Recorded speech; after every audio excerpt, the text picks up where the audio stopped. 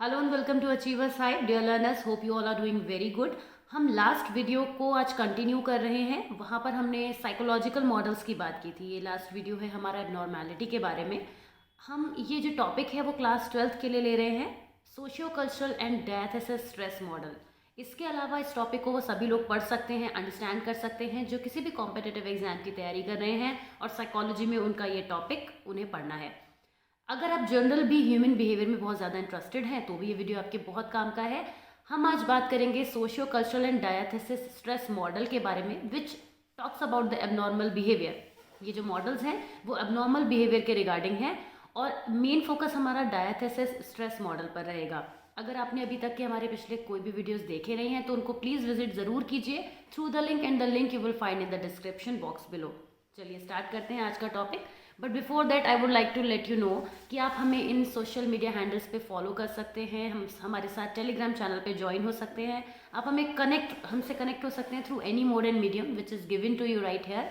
और अब हम अपने टॉपिक्स की बात करते हैं जो आज की क्लास में हम लेंगे। बस दो ही टॉपिक हम आज ले रहे हैं, socio cultural model and diathesis stress model. Again I would like to tell you कि हमारा जो मेन अटेंशन आज रहेगा वो डायथेसिस स्ट्रेस मॉडल पर रहेगा, जिसको हम बहुत ज़्यादा डिटेल में पढ़ेंगे for your better understanding. So let us quickly begin. सबसे पहले हम बात करते हैं कि socio cultural model of abnormality क्या है। देखिए, डिफरेंट मॉडल्स एबनॉर्मेलिटी को डिफरेंट पर्सपेक्टिव से देखते हैं। डिफरेंट पर्सपेक्टिव है उनका, डिफरेंट व्यू है अबाउट एबनॉर्मल बिहेवियर। कि अगर हमने जो अभी तक पढ़ा है उसके अकॉर्डिंग अगर छोटा सा क्विक रिवीजन करें तो अगर हम बात करें कि जो बिहेवियरिस्ट हैं वो बिहेवियरिज्म के अकॉर्डिंग जो मॉडल है उसमें एबनॉर्मेलिटी को देखते हैं कि the reason is the faulty learning. जब पर्सन लर्निंग ही गलत करेगा तो उसका बिहेवियर एबनॉर्मल हो जाएगा।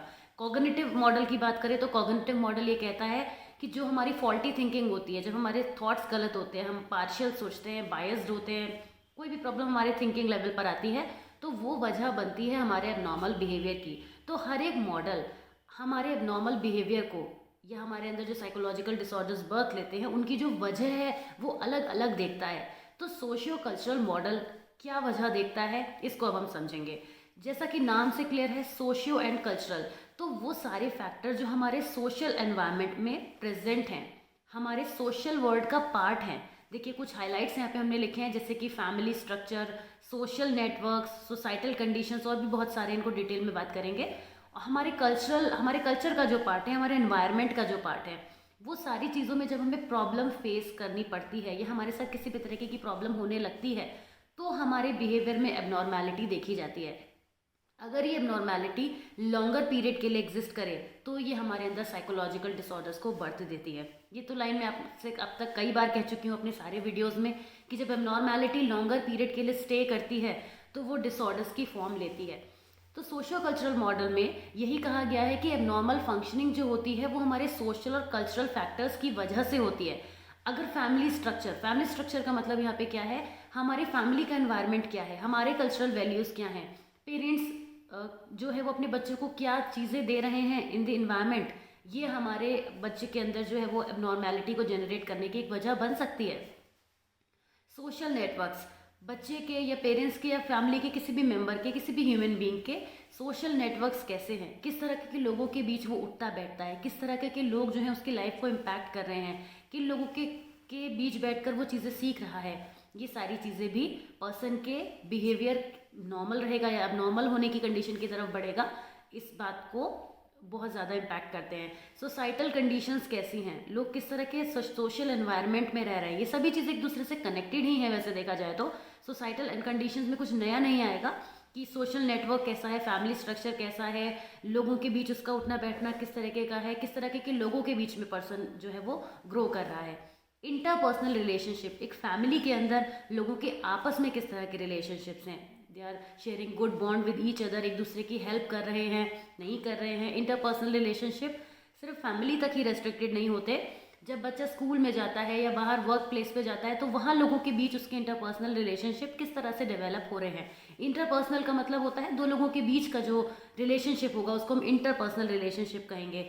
आपस की अंडरस्टैंडिंग इसी के अंदर आती है, आपस का कम्युनिकेशन इसी के अंदर आता है, एक शेयरिंग केयरिंग वाली चीज़ें भी इसी के अंदर आती हैं। तो इंटरपर्सनल रिलेशनशिप जिस तरह के होंगे उसी तरीके का पर्सन जो है वो फील करेगा। अगर अच्छे इंटरपर्सनल रिलेशनशिप्स नहीं है तो पर्सन एक क्राउड में होते हुए भी अकेलापन फील कर सकता है। ऐसा पर्सन जो अकेला रहना पसंद नहीं करता है, लेकिन उसको due to the interpersonal relationships are not going good with other people, the person might feel at times कि वो अच्छी कंडीशन में नहीं है। सोसाइटी के नॉर्म्स क्या हैं? हर सोसाइटी के एक नॉर्म्स होते हैं। कुछ लोग नॉर्म्स को ब्रेक कर देते हैं, कुछ उन नॉर्म्स को फॉलो करते हैं। तो उन नॉर्म्स, वो जो नॉर्म्स बनाए गए हैं, जैसे किसी फैमिली के अंदर भी कुछ रूल्स बनाए जाते हैं कि ऐसा आपको ये करना है, आपका लंच टाइमिंग ये है, आपका इवनिंग का स्नैक्स का टाइमिंग ये है, छोटी छोटी बातें। तो we all are very comfortable with that, but what if there are certain rules which a person is not able to deal with. अगर बहुत ज़्यादा स्ट्रिक्ट रूल हैं, बहुत ज़्यादा डिक्टेटरशिप है, तो इस तरह की कंडीशन जो है वो बच्चों के अंदर एक अच्छा इम्पैक्ट नहीं डालती है। Family, peer and social support किस तरह से मिल रही है? अगर अच्छी सपोर्ट मिल रही है, एक बहुत अच्छा पॉजिटिव अनकंडीशनल पॉजिटिव रिगार्ड वाली सिचुएशन है, तो पर्सन जो है वो अच्छा ग्रो करेगा। Social and professional relationships etcetera, और भी बहुत सारी बातें हो सकती है। हमारे सोशल वर्ल्ड में जो भी चीज़ें हमारे लोगों के बीच में रहकर हम गेन करते हैं, जिनके साथ हम सर्वाइव करते हैं, लाइफ अपनी जीते हैं, अगर उसमें किसी भी तरीके की प्रॉब्लम अराइज होगी तो पर्सन का बिहेवियर एबनॉर्मेलिटी की तरफ बढ़ सकता है। तो ये है सोशियो कल्चरल मॉडल, जो कि एबनॉर्मेलिटी को हमारे कल्चर में ही प्रेजेंट चीज़ों के बीच होने वाली एबनॉर्मेलिटी के सेंस में देखता है। अब हम बात करेंगे डायथेसिस स्ट्रेस मॉडल की। ये मॉडल एक बहुत ही यूनिक मॉडल है, और ये मॉडल बहुत इंटरेस्टिंग भी है, क्योंकि अब तक आप बायोलॉजिकल फैक्टर्स के बारे में पढ़ चुके हैं।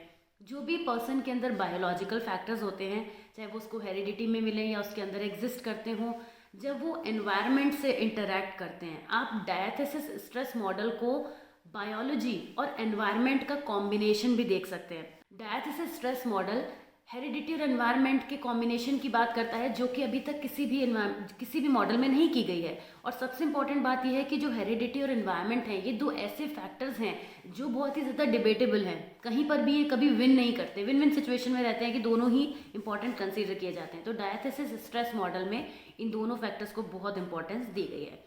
ये जो मॉडल है, इसको हम वल्नरेबिलिटी स्ट्रेस मॉडल भी कहते हैं, क्योंकि डायथेसिस का मीनिंग भी वल्नरेबिलिटी ही होता है। और ये एक साइकोलॉजिकल थ्योरी है जो 3 चीज़ों के इंटरैक्शन की बात करता है। अब वो 3 चीज़ें क्या हैं हम आगे बात करेंगे। जैसे यहाँ पे भी लिखा ही है कि वो वल्नरेबिलिटी, प्रीडिस्पोजिशनल वल्नरेबिलिटी जो हमारे अंदर हेरिडिटी की फॉर्म में होती है। डायथेसिस हम एनवायरनमेंट में भी जो चीज़ों को एक्सपीरियंस करते हैं, और सारी चीज़ें आपस में मिलकर डायथेसिस स्ट्रेस मॉडल को बर्थ देती हैं। तो इसको और अच्छे से समझेंगे, लेकिन पहले समझना पड़ेगा हमें कि डायथेसिस एक्चुअली क्या है। जो हम डायथेसिस वर्ड है, इसको हम वल्नरेबिलिटी का सिनोनिम भी कह सकते हैं। मेडिसिन और अलाइड फील्ड्स में डायथेसिस को हेरिडिटरी और कॉन्स्टिट्यूशनल प्रीडिस्पोजिशन भी कहा जाता है कि to a group of diseases. मतलब अगर किसी पर्सन पेरेंट्स में कोई डिसीज़ एग्जिस्ट करती है, तो हाई चांसेस होते हैं कि बच्चे के अंदर भी वो डिसीजेस ट्रांसफॉर्म हो जाएंगी। बस यही डायथेसिस है। Diathesis are understood to include genetical, biological, physiological, cognitive and personality related factors. जैसे कि कुछ हो सकते हैं कोई भी जेनेटिक फैक्टर, जैसे कि कोई भी एबनॉर्मेलिटी जो पर्सन के जीन्स में है, जब वो अपने नेक्स्ट जनरेशन को वो जीन्स के थ्रू पास ऑन कर देता है, तो that means they are passing on the diathesis.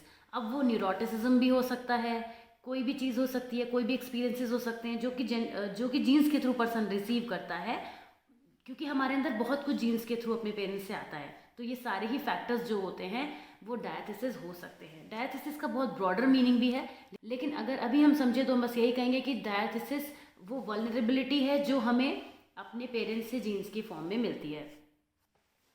Diathesis stress model को हम इस पिक्चर की हेल्प से बहुत अच्छे से समझ सकते हैं। देखिए, डायथेसिस क्या है कि inherited predisposition to develop the disorder. ये प्रीडिस्पोजिशन हमें अपने पेरेंट्स से जीन्स की फॉर्म में मिलता है। लेकिन जो स्ट्रेस है, डायथेसिस तो हो गया, स्ट्रेस क्या है? स्ट्रेस वो है एनवायरमेंटल स्ट्रेसर्स, जो कि हमें किसी भी फॉर्म में अपनी लाइफ में दुनिया में आने के बाद मिलता है। जैसे कि कोई भी किसी भी टाइप का ट्रॉमा, कोई childhood sexual abuse, physical abuse, कोई फैमिली कॉन्फ्लिक्ट, कोई भी ऐसा चेंज जो हमें अपने एनवायरनमेंट से रिसीव होता है, ये हमारे उस वल्नरेबिलिटी को और बढ़ा देता है। ये कैसा काम करता है? कैटलिस्ट का काम करता है। जैसे केमिस्ट्री में होता है ना, कैटलिस्ट किसी रिएक्शन में जाता है तो वो रिएक्शन की स्ट्रेंथ को चेंज कर देता है। बिल्कुल उसी तरीके से जो यहाँ पे स्ट्रेस होता है वो डायथिसिस को और स्ट्रॉन्ग बना देता है, या कह सकते हैं कि वल्नरेबिलिटी को और हाई कर देता है। अब जब ये दोनों चीज़ें मिल जाती हैं तो क्या होता है, साइकोलॉजिकल डिसऑर्डर का बर्थ होता है। The stronger the diathesis the less stress is necessary to produce the disorder. जितना ज़्यादा डायथिसिस की वैल्यू ज़्यादा होगी, थोड़े से स्ट्रेस में भी वो चीज़ बढ़ जाएगी, और जब स्ट्रेस भी ज़्यादा होगा तो डायथिसिस के भी बढ़ने के चांसेस हो जाते हैं। इस तरीके से डायथिसिस और स्ट्रेस आपस में मिलके, यानी कि हेरिडिटी वाले factor, genetic factor, environmental factor के साथ मिलके, डायथिसिस मतलब हमारे जेनेटिक फैक्टर्स और स्ट्रेस मतलब हमारा एनवायरमेंटल फैक्टर, जब आपस में कंबाइन होते हैं तो ये किसी भी डिसऑर्डर को डेवलप कर सकते हैं। ये बात कही गई है डायथिसिस स्ट्रेस मॉडल में। तो ये बड़ा ही सिंपल है और अच्छा भी है, इंटरेस्टिंग भी है। अभी हम और एक्सप्लेन करेंगे, यहाँ पे बात खत्म नहीं होती है। देखिए, एक फाइनल एक्सप्लेनेशन हम एग्जाम्पल की हेल्प से करेंगे कि the diathesis stress model serves to explore how biological और जेनेटिक ट्रेट्स, जिनको हम क्या बोलते हैं, डायथिसिस, इतनी देर से हम यही बात कर रहे हैं, interact with environmental influences to produce disorder. Different disorders produce हो जाते हैं, जैसे कि डिप्रेशन, एंग्जाइटी, सिजोफ्रेनिया। ये जो डायथिसिस स्ट्रेस मॉडल है, this exerts that if the combination of the predisposition of the stress exceeds a threshold, the person will develop a disorder। दोनों ही factors का अपना अपना इम्पोर्टेंस है यहाँ पर, और जब भी इनकी वैल्यू इंक्रीज होगी तो डिसऑर्डर बढ़ने के चांसेस बहुत ज़्यादा हो जाएंगे। एक एग्जांपल देखिए, children who have a family history of depression are generally more vulnerable to developing a depressive disorder themselves. Already अगर किसी पर्सन की किसी भी तरीके की साइकोलॉजिकल प्रॉब्लम की हिस्ट्री रही है तो उनके अंदर ये डिसऑर्डर जनरेट करने की ऑलरेडी बहुत ज़्यादा स्ट्रेंथ है, यानी वल्नरेबिलिटी हाई है। A child who has a family history of depression and who has been expose to a particular stressor, अगर जैसे कि एक्सक्लूजन और rejection by his or her peers, would be more likely to develop depression. जो जिस person के साथ family history भी रही है और उसके संग सर्कमस्टांसिस भी ऐसे हो रहे हैं, यानी कि जेनेटिक और एनवायरमेंटल फैक्टर्स कंबाइन हो रहे हैं, तो उस पर्सन के ज़्यादा चांसेस होंगे जो कि एक नॉर्मल पॉजिटिव सोशल नेटवर्क में रहता है। तो जब स्ट्रेस वाली वैल्यू बढ़ेगी और जेनेटिक ऑलरेडी एग्जिस्ट करता होगा, तो यहाँ पे आप देख सकते हैं कि साइकोलॉजिकल डिसऑर्डर के अराइज होने के और ज़्यादा चांसेस हो जाएंगे। तो बड़ा ही सिंपल है डायथिसिस स्ट्रेस मॉडल, जिसमें हम जेनेटिक और एनवायरमेंटल फैक्टर्स को कंबाइन कर देते हैं और फिर हम कहते हैं कि ये प्रॉब्लम को अराइज कर रहा है, साइकोलॉजिकल डिसऑर्डर्स को बर्थ दे रहा है। तो ये हमने पढ़ा साइकोलॉजिकल डिसऑर्डर्स के डिफरेंट मॉडल्स को। आज हमने 2 मॉडल्स डिस्कस किए, लास्ट के वीडियो में हम ऑलरेडी 4 मॉडल्स के बारे में पहले ही बात कर चुके हैं। अब हम डिफरेंट डिसऑर्डर्स के बारे में बात करेंगे, साइकोलॉजिकल डिसऑर्डर्स के बारे में इन अ वेरी डिटेल मैनर। तो सबसे पहले हम एंग्जाइटी डिसऑर्डर्स को लेंगे, और एंग्जाइटी डिसऑर्डर्स क्या होते हैं, क्यों होते हैं, क्या क्या क्या चीज़ें इसके बारे में होती हैं, नेक्स्ट वीडियो में आपको देखने को मिलेगा। और नेक्स्ट वीडियो में आपसे मुलाकात होगी। तो तब तक के लिए अपना ध्यान रखिए और देखते रहिए सारे वीडियोस, और लाइक करते रहिए। अगर आप सब्सक्राइब नहीं किया है चैनल को, then please do it, do me this favour, and see you soon in the next video. Till then take care, bye bye.